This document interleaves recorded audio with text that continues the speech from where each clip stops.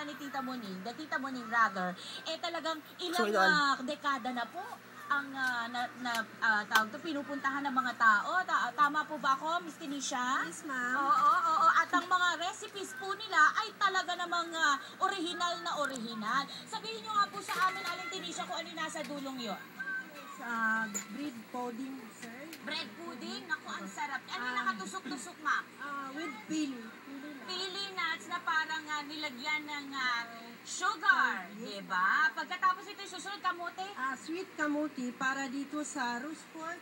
Ay, kapartner niya ng roast pork. Yes, Ano po yung nasa ibabaw? Skin, chicharon skin niya. Kasarap! At syempre, ito ho yung pwede ninyong bilhin at kainin sa kanilang lugar. Ngunit, meron din naman po silang pangregalo katulad po ng mga queso de bola spreads na ito. Tama po?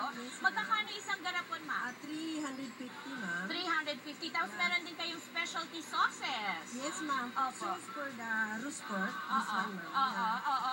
Pero ito, ma'am, kasi by reservation lang ang La Cocina. Yes, ma'am. Pero itong mga pangregalo, pwede kayong mag-walk. Pwede kami mag-walk. Anytime, ma'am. Pwede, yes, ma'am. Very good! Maraming salamat. Lalong-lalo na kay Miss Suzette Montinola. Thank you so much po.